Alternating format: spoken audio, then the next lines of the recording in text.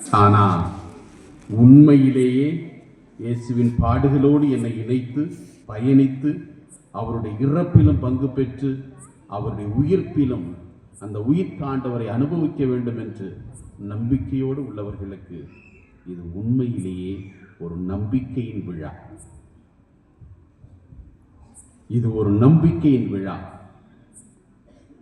அன்பானவர்களே, பொய்மையிலிருந்து உண்மைக்கும், இருளில் இருந்து ஒளிக்கும், சாவிலிருந்து வாழ்வுக்கும் கடந்து செல்லக்கூடிய ஒரு நம்பிக்கையின் விழா. ஒரு முறை ஒரு இஸ்லாம் மதத்தை சார்ந்த ஒரு சகோதரரும் கிறிஸ்துவ மதத்தை கத்தோலிக்க கிறிஸ்துவ மதத்தை சார்ந்த ஒரு சகோதரரும் பேசிக் கொண்டிருக்கும் பொழுது ஒரு விவாதம். அந்த இஸ்லாம் மதத்தை சார்ந்த அந்த சகோதரர் இவரிடம் கேட்டார், அதாவது எங்களுடைய முகமது நபி இந்த மண்ணில் வாழ்ந்தார், இறந்தார் என்பதற்கு மெக்காவில் இன்னும் அவருடைய கல்லறை இருக்கிறது, அங்கே அவர் அடக்கம் செய்யப்பட்டிருக்கிறார். ஆனால் இயேசு வாழ்ந்தார், மரித்தார், அடக்கம் செய்யப்பட்டார் என்று சொல்கிறீர்கள், ஆனால் அவருடைய கல்லறை மட்டும் வெறுமனே இருக்கிறது, ஏன் என்று கேட்டாராம். அதற்கு அந்த கிறிஸ்துவ மதத்தை சார்ந்த சகோதரர் சொன்னாராம், நீங்கள் சொல்வது முற்றிலும் உண்மை. இயேசுவினுடைய கல்லறை வெறுமையாக இருக்கிறது. காரணம், இயேசு கல்லறையில இல்ல. ஏன் தூக்கிட்டு போயிட்டாங்களா? அப்ப என்ன பண்ணிட்டாரு? உயிர்த்தெழுந்து விட்டார். அதனால எங்களுடைய அந்த கல்லறை வெறுமனே இருக்கிறது என்று சொன்னாராம். அன்புக்குரியவர்களே, உறக்க எல்லோரும் சேர்ந்து சொல்லுவோம், இயேசு உயிர்த்தெழுந்து விட்டார். இயேசு உயிர்த்தெழுந்து விட்டார். இயேசு உண்மையிலே உயிர்த்தெழுந்து விட்டார். ஹalleluya, ஹalleluya, ஹalleluya. ஆம் அன்புக்குரியவர்களே, உயிர்த்தெழுதலும் வாழ்வும் நானே என்று நம்பிக்கை கொள்பவன் இறப்பினும் வாழ்வான் என்று சொன்ன இயேசு உயிர்த்தெழுந்து விட்டார். நானே உலகின் ஒளி, என்னை பின் செல்பவன் இருளில் நடவான் என்று சொன்ன ஆண்டவர் உயிர்த்தெழுந்து விட்டார். நானே வாழ்வும் வழியும் சத்தியமுமாக இருக்கிறேன் என்று சொன்ன ஆண்டவர் உயிர்த்தெழுந்து விட்டார். இந்த தேவாலயத்தை இடித்து விடுங்கள், 3 நாளில் நான் கட்டி எழுப்புவேன் என்று சொன்ன அந்த ஆண்டவர் உயிர்த்தெழுந்து விட்டார். அன்புக்குரியவர்களே, நிறைய பேர் இயேசுவுக்கு அடித்த அந்த 3 ஆணிகளோடு அவருடைய கதை முடிந்துவிட்டு என்று நினைத்தார்கள். அவர்கள் கனவு கண்டு கொண்டிருந்தார்கள். அதையெல்லாம் தகர்த்தெறிந்து இயேசு உயிர்த்தெழுந்து விட்டார். அன்பானவர்களே, உடனிருந்த சீடர்கள் கூட இயேசு உயிர்த்தெழுவார் என்று நம்பவில்லை. நாம ஏமாத்திரம். இயேசு உயிர்த்தெழுவார் என்பதை அவர்கள் நம்பவில்லை. அவங்க என்ன பேசிக்கிட்டு இருந்தாங்கன்னா, ஒரு நல்ல மனிதர் நம்மோடு இருந்தார், நிறைய அற்புதங்களும் அதிசயங்களும் செய்தார், மக்களை அளவுக்கு அதிகமாக அன்பு செய்தார், ஆனா அநியாயமா அவரை சிலுவையில் அறைந்து கொன்று விட்டோம். அப்படி என்றுதான் அவர்கள் அங்கலாய்த்து கொண்டிருந்தார்கள். ஆனால் ஆண்டவர் பல முறை தன்னுடைய இறப்பை பற்றி பேசியிருக்கிறார். நான் 3ஆம் நாள் உயிர்த்தெழுவேன் என்று சொன்னார். ஆனால் இவர்களுக்கு இறந்த பிறகு இவர் 3ஆம் நாள் உயிர்த்தெழுவார் என்ற நம்பிக்கை இவர்களிடம் இல்லை. இயேசு என்ற கதை முடிந்து விட்டது என்றுதான் இவர்கள் நம்பி கொண்டிருந்தார்கள். அந்த யூத பெண்கள் 3 நாட்கள் கழித்து அவருடைய கல்லறைக்கு போறாங்க, ஈமச்சடங்கு செய்யறதுக்காக. அங்க போய் பார்க்கிறப்ப அந்த கல்லறை வெறுமனே இருக்கிறது. வானதூதர் அவர்களுக்கு தோன்றி, அவர் கல்லறையில் இல்லை, அவர் உயிர்த்தெழுந்து விட்டார்னு சொன்ன உடனே கேட்டு அதிர்ச்சியில திரும்ப ஊருக்கு ஓடி போய் மற்ற சீடர்களிடம் எல்லாம் சொல்கிறார்கள், இது மாதிரி நாங்கள் கல்லறைக்கு போனோம், ஆனால் இயேசு கல்லறையில் இல்லை, அவர் உயிர்த்தெழுந்து விட்டாராம் அப்படிங்கிறத போய் சொல்றப்ப, யூத குலத்தில் பெண்கள் எது சொன்னாலும் யாரும் நம்ப மாட்டாங்க. அப்படி அவங்கள ஒதுக்கி வச்சிருந்தாங்க. இவங்க ஓடி போய் சொன்ன உடனே இது என்ன பிதற்றுது அப்படின்னு சொல்லிட்டு அவங்க திரும்ப வந்து பார்க்குறாங்க கல்லறை. இவங்க சொன்ன மாதிரியே அந்த கல்லறை வெறுமனே இருக்கிறது. அத்தோடு மட்டுமில்லாமல் அவநம்பிக்கையில் இருந்த இந்த சீடர்களுக்கு இயேசு இதோ நான் உயிர் தெழுந்து விட்டேன் என்று தன்னை வெளிப்படுத்துகிறார். அதுல ஒருத்தர் கேட்கிறாரு, நான் நம்ப மாட்டேன், என் விரல அவருடைய காயத்துல விட்டால் ஒழிய நான் நம்ப மாட்டேன் அப்படின்னு சொல்லிட்டு ஒருத்தர் சொல்றாரு. அப்ப அவருக்கும், எப்பா நான் சொன்னபடியே உயிர் தெழுந்து விட்டேன், இதோ என்னுடைய காயங்களை விரல விட்டு நீ பார்த்து நம்பு அப்படின்னு சொல்லக்கூடிய ஒரு நிலையில் சீடர்கள் இருந்தார்கள். சீடர்கள் கூட அந்த இயேசு சொன்ன வார்த்தைகளை நினைவு கூறாமல் அவர் இறந்தாலும் உயிர் தெழுவார் என்று நம்பவில்லை. ஆனால் இயேசு தன்னை வெளிப்படுத்திய பிறகு முழுமையாக நம்பினார்கள், என் ஆண்டவனே தேவனே என்று. அதற்கு பிறகுதான் இயேசுவை பற்றி மறைசாக்க தொடங்கினார்கள். இப்படிதான் நீங்களும் நானும் இந்த நேரத்தில் இந்த இடத்தில் அவருடைய பெயரால் கூடி அந்த உயிர்த்த ஆண்டவரை கொண்டாடுகிறோம். இயேசு உயிர்த்தல் அப்படின்னு சொன்னா ஒரு வார்த்தைகள் பொய்மையாயிருக்கும். திரு அவை இன்னும் ஒன்று இருக்கவே இருக்காது. இயேசு உயிர்த்தெழுந்த பிறகுதான் திரு அவை வளர்ந்தது, உருவானது, வளர்ந்தது, இன்னும் உயிரோட்டம் உள்ளதாக இருக்கிறது. ஹalleluya, ஹalleluya, ஹalleluya, ஹalleluya மட்டும் கத்திக்கிறீங்க, அப்புறமேல உங்களுக்குள்ள பேசிக்கிறீங்க. என்னடா பேசுறீங்க?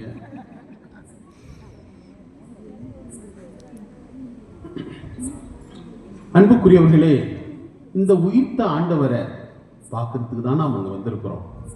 இதோ நம்முடைய இளைஞர்கள் எல்லாம் ரொம்ப அழகா அந்த உயிர்த்த ஆண்டவரை காட்சிப்படுத்தியிருக்கிறார்கள். ரொம்ப அருமையா தத்துரூபமா காட்சிப்படுத்தியிருக்கிறார்கள்.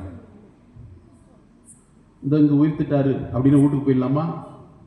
அவர் இங்க கோயில்ல தான் இருக்கிறாரு, உயிர்த்த ஆண்டவர், வேணா வந்து பார்த்துட்டு போங்க, அப்படியே முடிஞ்சிச்சா நமக்கு? அன்புக்குரியவர்களே, இந்த உயிர்த்த ஆண்டவர் கல்லறையில் இல்லை, கல்லறை வெறுமனே இருக்கு. அப்ப எங்க அவரை நம்ம கண்டு பாவிக்கிறது? எங்க அந்த உயிர்த்த ஆண்டவரை நாம் அனுபவிக்கிறது? எங்க அந்த உயிர்த்த ஆண்டவர் கொண்டு வந்த நம்பிக்கையை நாம் நம்முடைய வாழ்க்கையில் சுவைப்பது? எங்க? நாம கிட்ட, நம்மில், நம்முடைய உணர்வுகளில், நம்முடைய உறவுகளில், நம்முடைய வார்த்தைகளில், நம்ம செயல்பாடுகளில் அந்த உயிர்த்த ஆண்டவரை நாம் அனுபவிக்கணும். கண்டிப்பா. யானா உயிர்த்த ஆண்டவர் கொண்டு வந்த மதிப்பீடுகள் என்ன அப்படின்னு பார்க்கிறப்ப சந்தோஷம், மகிழ்ச்சி, சமாதானம், அன்பு, மன்னிப்பு, நம்பிக்கை, எங்கெல்லாம் இந்த மதிப்பீடுகள் அந்த ஆண்டவருடைய பெயரால் பிரதிபலிக்கிறதோ அங்கெல்லாம் உயிர்த்த ஆண்டவர் இருக்கிறார். கல்லறையில போய் தேடாம, கோயில்ல போய் மட்டுமே தேடாம, நம்மில்ல, நம்முடைய சகோதர சகோதரிகள்ல, நம்முடைய வார்த்தைகள்ல, நம்முடைய செயல்பாடுகள்ல அந்த உயிர்த்த ஆண்டவரை கண்டு பாவிக்க வேண்டும். நான் எனக்கு தெரிஞ்ச ஒரு வீட்டில் போனேன், மதுரையில். வரவேற்றார்கள். அந்த பிள்ளைங்க உட்காந்து எழுதிட்டு இருந்தாங்க. அப்போ ஒரு கேள்வி கேட்டேன், உங்கள் அம்மா நல்லா சமைப்பாங்களா அப்படின்னு. எங்கள் அம்மா சூப்பராக சமைப்பாங்க, ரொம்ப டேஸ்டாக இருக்கும், எங்களுக்கு எல்லா வகையும் செஞ்சு கொடுப்பாங்க. இல்லை உண்மையிலேயே சொல்கிறியா அப்படின்னு கேட்டேன். உண்மையிலேயே சொல்கிறேன், எங்கள் அம்மா சூப்பராக, அதனால் நாங்கள் ஹோட்டலுக்கே போக மாட்டோம், என்ன வேணுமானாலும் எங்கள் அம்மா செஞ்சு தருவாங்க அப்படின்னு. உடனே அவங்க அம்மா வந்தாங்க, காஃபி கொண்டு வந்து கொடுத்துட்டு என்ன சொல்கிறாங்க அப்படின்னு, நீங்கள் என்ன உண்மையிலேயே நல்லா சமைப்பீங்களா இல்லை சும்மா ஓட்டுறாங்களா அப்படின்னு சொல்லி கேட்டேன். அதை நான் உண்மையிலேயே நல்லா சமைக்கிறேன். நான் நல்லா சமைக்கிறதுக்கு காரணம் என்ன தெரியுமா? என் பிள்ளைங்க சாப்பிட்டுட்டு உடனே, சாப்பிட்டு முடித்த உடனே, அம்மா இது சூப்பராக இருந்ததுமா, இது டேஸ்டாக இருந்ததுமா, ரொம்ப அருமையாக இருந்ததுமா அப்படிங்கிறதையும் சொல்லுவாங்க. சில நேரம் நான் சொதப்பிட்டேன்னா கொஞ்சம் சொதப்பிட்டம்மா அப்படிங்கிற உண்மையும் சொல்லுவாங்க. இவங்க கொடுக்குற குறிச்சி, இவங்க மட்டும் இல்லை, என் வீட்டுக்காரரும் இதையே செய்வாங்க. இவங்களுடைய வார்த்தைகள் தான் எனக்கு பெரிய உற்சாகமும் உத்வேகமும் தந்து, நான் தெரிஞ்சது கொஞ்சம்னா தெரியாது எல்லாத்தையும் யூடியூப்பில் கற்றுக்கிட்டு இன்னும் ஆர்வத்தோடு நான் என் பிள்ளைகளுக்கு செஞ்சு கொடுக்குறேன். எனக்கு இவங்க கொடுக்குற ஒரு உற்சாகம் இருக்குல்ல, அந்த வார்த்தை பயங்கர எனக்கு ஒரு மோட்டிவேஷன், உத்வேகம் அப்படின்னு சொன்னாங்க. இது எல்லா வீட்லையும் நடக்குதா இன்னைக்கு? கொஞ்சம் பேர் மனசுக்குள்ள சொல்லிக்கிறீங்க, என்னதான் சொல்றீங்க? எங்க வீட்டுலலாம் செஞ்சா அது பிசாம தின்னுட்டு அது பிசாம போகுங்க, உப்பு இருக்கு உரப்பு இருக்குன்னு கூட சொல்லாதுங்க, அது பிசாம தின்னுட்டு அது பிசாம கை கழிட்டு போகுங்க, ஒரு நாளும் பாராட்டினது கிடையாது அப்படின்னு முணுமுணுக்கிறவங்க கொஞ்சம் பேர் இருக்கத்தான் செய்யணும். அன்பானவர்களே, டேய் இங்க பாருங்கடா, ஏசுநாதர் புரிய நோன்றீங்களா, யாருக்கு நோன்றீங்க? உங்க அம்மா சமைச்சது நல்லா இருந்துச்சுன்னா பாராட்டுவீங்களா? கை தூக்குங்க. உண்மையிலே நான் பாராட்டுவேங்கிறோம், கை தூக்குங்க. அங்கிருந்து பாக்குறாங்க, பாத்துங்க. முன்னாடி உள்ளவன் ஒருத்தனும் கை தூக்குறதே இல்லை, அவன் வச்சது தின்ட்டு போயிடுவான். பிறகு நான் இதை ஒரு விளையாட்டாக நான் உங்களிடம் சொன்னாலும் இது உண்மையிலேயே மிகப்பெரிய ஒரு மாற்றத்தை ஏற்படுத்தும். மனசார பாராட்டி பாருங்க, செம்மையா இருக்கும். அதே மாதிரி வீட்டுக்காரர் ஒரு ஆசைப்பட்டு ஒரு புடவை ஏற்று வந்து உங்களுக்கு கொடுத்தா, பார்த்துட்டு சூப்பரா இருக்கியா, அருமையா, எப்படி செலக்ட் பண்ண அப்படின்னு சொன்னா அடிக்கடி புடவை கிடைக்கும். வாங்கி பார்த்த உடனே, யாயா உனக்கு தான் டேஸ்ட் தெரியல, பிசாம காசை என்கிட்ட கொடுக்க வேண்டியதானே, ஏன் இந்த விஷ பரிச்சுன்னு சொல்லினீங்கன்னா கிடைக்குமா? திரும்ப வாய்ப்பே கிடையாது ராசா. வார்த்தை, அந்த ஒரு நல்ல விஷயம் நடந்த உடனே அந்த வீட்டில் ஒருத்தருக்கு ஒருத்தர் பாராட்டி சீராட்டுறப்ப அந்த முகத்தில் இருக்கிற ஒரு சந்தோஷம் இருக்குல்ல, அதுதான் அந்த சிரிப்பு, அந்த மகிழ்ச்சி தான் உயிர்த்தாண்டவர். அதில் தான் அந்த உயிர்த்தாண்டவரை நாம் காண முடியும். அங்கதான் இருக்குது. அதான் அவர் கொண்டு வந்த மதிப்பீடு.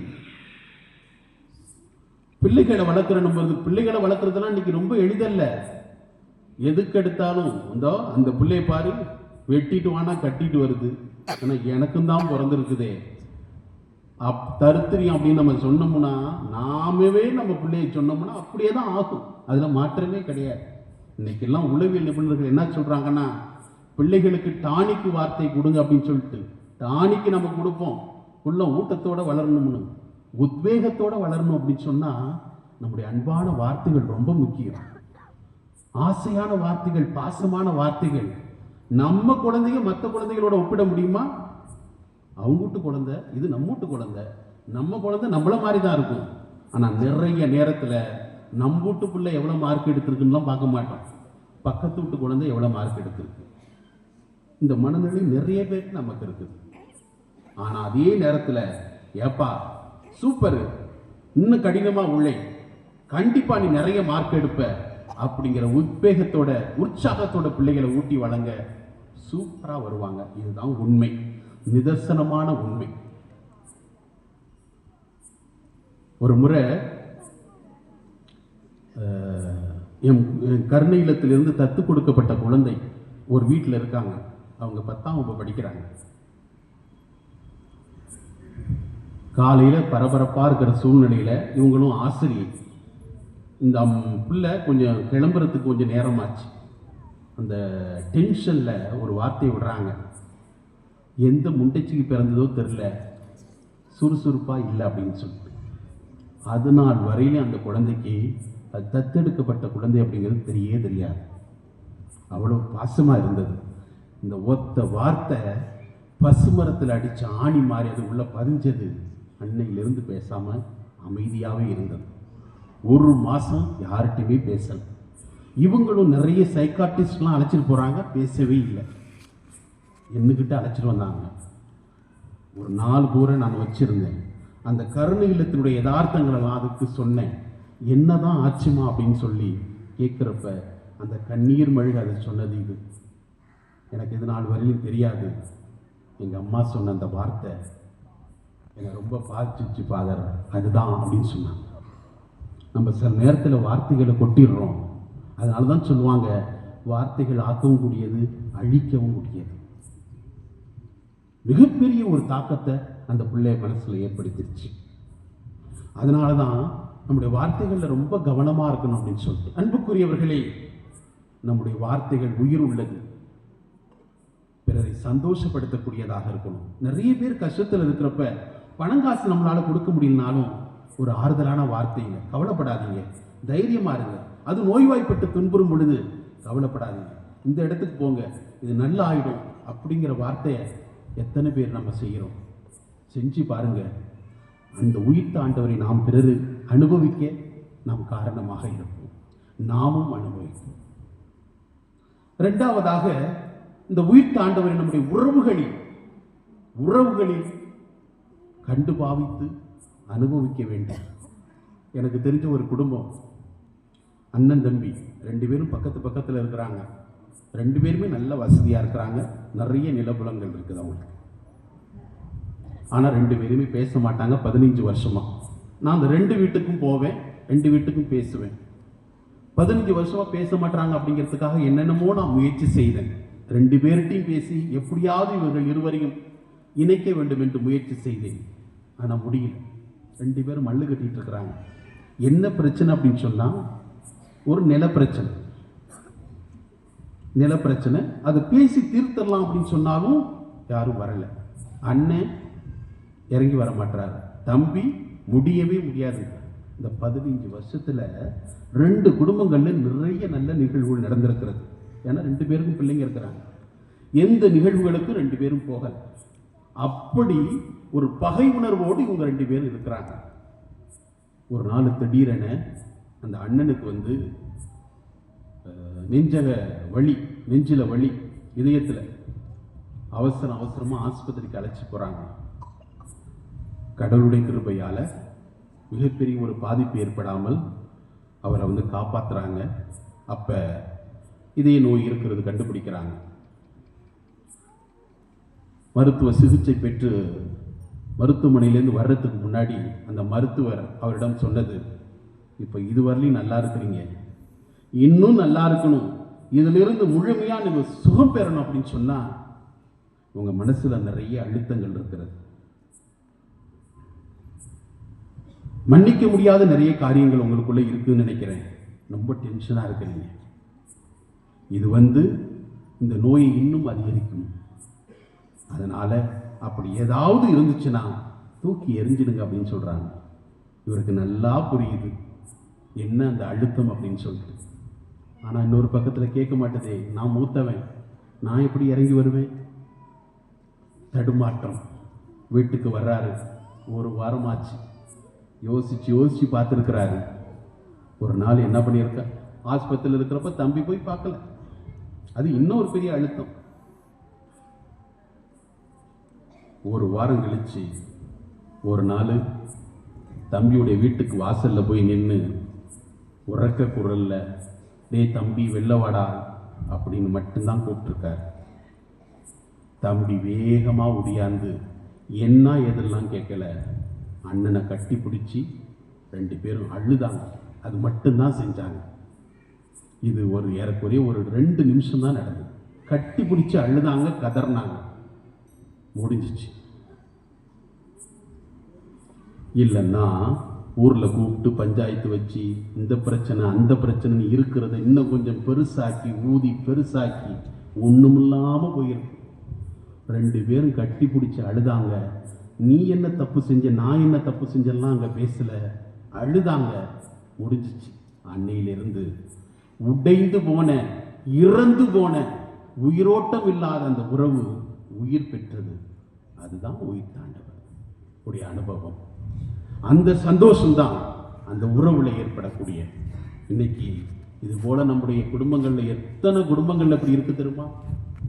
மன்னிக்க முடியல, சின்ன காரியமா இருக்கும், ஆனா நீனா நானான்னு மல்லு கட்டிட்டு இறங்கி வர முடியல.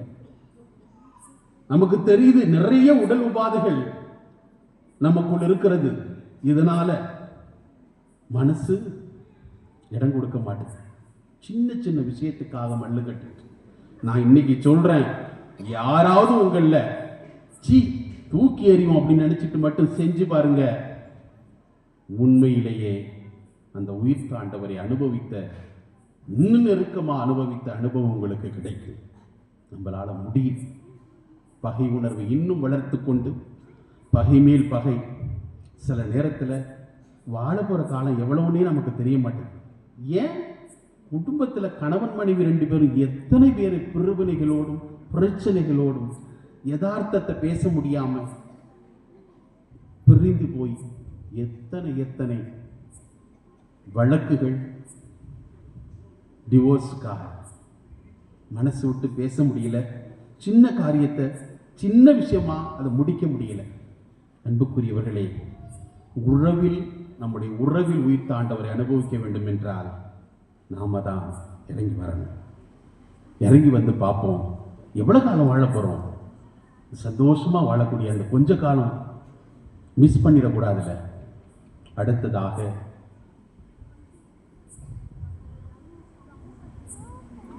நம்மளுடைய செயல்பாடுகளில் அந்த உயிர் ஆண்டவரை அனுபவிக்கணும். செயல்பாடுகள் அப்படின்னு சொன்னா ஏழை எளிய மக்களிடம் நம்மால் இயன்றதை செய்து அவர்களுக்குள் ஏற்படும் மகிழ்ச்சி இருக்கு பாருங்க, அதுதான் அந்த உயிர் ஆண்டவருடைய மதிப்பீடு. அதுங்க தான் உயிர் ஆண்டவரை நாம் காணலாம். என்னுடைய கருணை இல்லத்திற்கு அண்மையில் ஒருத்தர் அலைபேசி வழியாக பேசினார். ஃபாதர், இந்த மாதிரி நாங்கள் ஒரு நாள் அந்த இல்லத்தில் உள்ள எல்லாருக்கும் உணவு வழங்கலாம் அப்படின்னு நினைக்கிறோம், செய்யலாமா அப்படின்னு கேட்டாங்க. தாராளமாக செய்யலாம் அப்படின்னு சொன்னேன். எவ்வளவுன்னு கேட்டாங்க, அவ்வளவுன்னு சொன்னேன். அந்த குறித்த நாள் அவங்க வந்தாங்க. 12:30 மணி மதிய உணவுக்கு எல்லாம் தயாராக இருந்தது.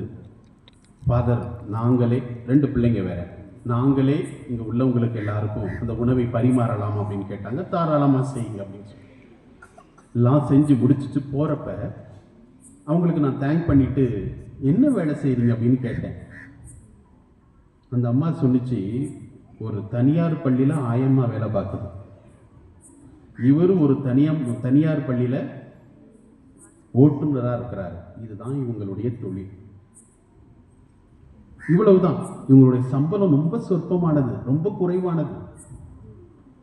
ஏமா நீங்களே குறைவான ஊதியம் வாங்குறீங்க, எதுக்கு இவ்வளவு பெரிய செலவு செய்யறீங்க அப்படிங்கிறப்ப அவங்க சொன்னது என்னால் இன்னமும் மறக்க முடியல. ஃபாதர், அப்படி சொல்லாதீங்க. லட்சமாக கோடி கோடியாக இருந்தாலும் மற்றவங்களுக்கு செய்யணுமா? என்னால் கொடுக்க முடியும் அப்படிங்கிற மனசு இருந்தால் பத்தாதா? நாங்கள் வாங்குற ஊதியத்திலிருந்து 4 பேரை சந்தோஷப்படுத்த நாங்கள் ஆசைப்படுறோம், அதனால நாங்கள் செய்கிறோம். அதோடு மட்டும் இல்லாமல் இதை பார்க்குற என் பிள்ளைங்க, நாங்கள் இன்னைக்கு இந்த நிலைமையில் இருக்கிறோம், நாளைக்கு நாங்கள் இப்படியே இருக்க மாட்டோம். நாளைக்கு எங்கள் பிள்ளைங்க வளர்ந்து வருவாங்க. வளர்ந்து வர்றப்ப நாங்கள் செய்கிறத இன்னும் அதிகமாக அவங்க செய்யணும், அதுக்காகவும் நாங்கள் இதை செய்கிறோம், இதில் நாங்கள் நிறைவு காண்றோம் அப்படின்னு சொன்னாங்க. பயங்கரமான ஒரு பகிர்வு அது. தாங்கிட்ட இருக்கிறது கொஞ்சமாக இருந்தாலும் இல்லாதவங்கள்ட்ட கொடுத்து அந்த நிறைவு காணக்கூடியது, அந்த சந்தோஷம் காணக்கூடியது இருக்குதே, அதுதான் உயிர்த்த ஆண்டவருடைய அனுபவம். இதில் அந்த சந்தோஷத்தை பார்க்குறோம்ல, அதுதான்.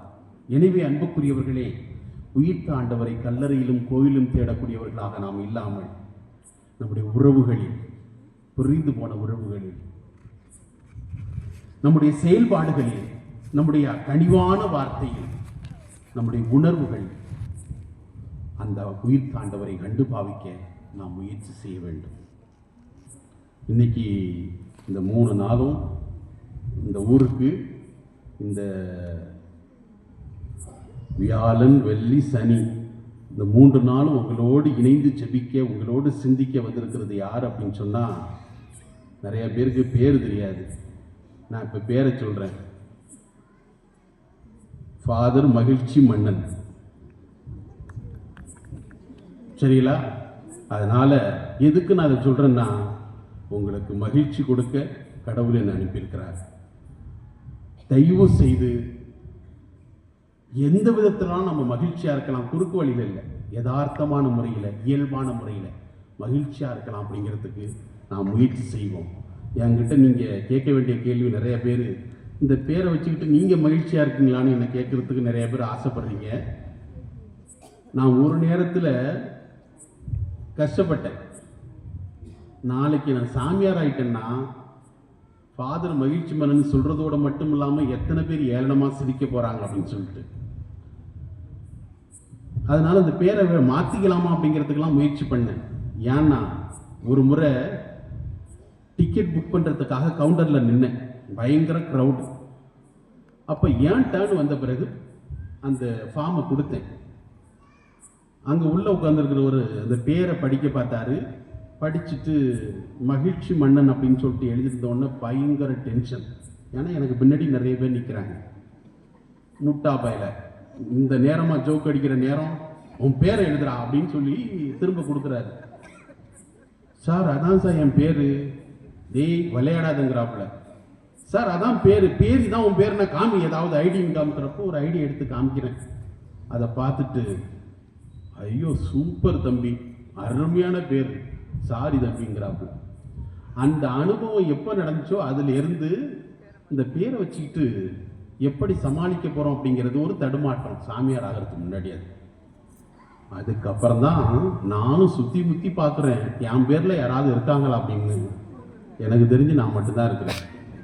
என்ன இனிமேல் குழந்தை பிறந்துச்சுன்னா என் பேரை வைங்க, சரியா? மகிழ்ச்சியா இருக்குங்களாப்பா? அதை சத்தியமா சொல்றேன், கடவுளுடைய கிருபையால இன்பமும் துன்பமும் இணைந்தது தான் வாழ்வு. ஆனால் அதுலேயும் கடவுள் என்னை வழி நடத்துகிறார். எனவே அன்புக்குரியவர்களே, கிறிஸ்து உயிர்த்த ஆண்டவர் கொண்டு வந்த அந்த மதிப்பீடுகளான அன்பு, அமைதி, சமாதானம், மகிழ்ச்சி இது நம்மில் மிளிர வேண்டும், ஒளிர வேண்டும் என்றால் கோவிலில் பார்த்ததோடு இல்லாமல் அந்தவருடைய மதிப்பீடுகள் நம்முடைய உறவுகளில், நம்முடைய வாழ்க்கையில், நம்முடைய செயல்பாடுகளில் பிரதிபலிக்க வேண்டும் என்று முயற்சி செய்வோம். உயிர்த்த ஆண்டவர் நம் அனைவரையும் நிறைவாக ஆசீர்வதிப்பார். அல்லேலூயா, அல்லேலூயா, அல்லேலூயா, அல்லேலூயா, அல்லேலூயா. அல்லேலூயா. யாராவது தூங்குனாங்கன்னா எழுப்பி விட்டுருங்க.